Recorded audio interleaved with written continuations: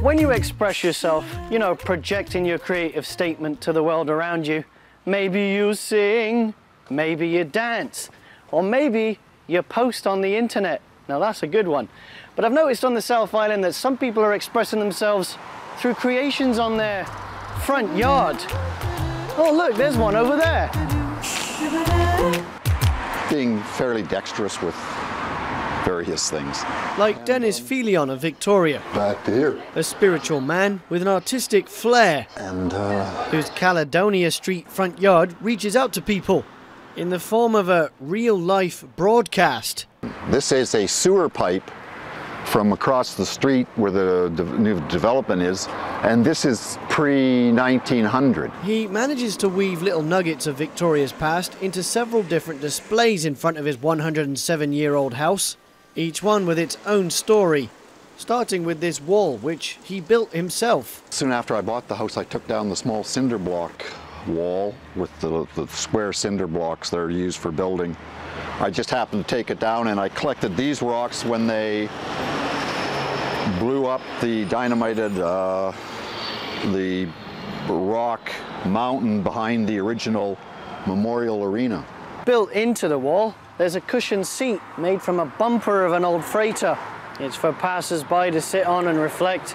And if you look behind here, a tribute plaque to the ongoing work of the North Park Neighborhood Association. What do you think when you walk past this house? I think it's pretty neat. I think it's fun and funky, and everybody that walks past it can enjoy it. What does it say to you? What does it speak to you? Somebody has artistic talent.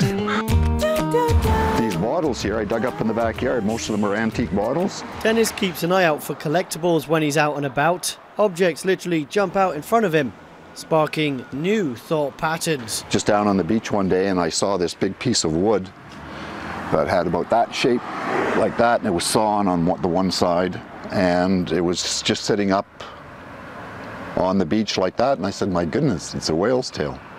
So I brought it home and subtly carved it a little bit and set it in cement and tried to make myself an orca's fin.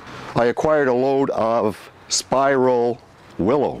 Decided to use it out front here, so I decided to build a pyramid teepee shape and then fitted the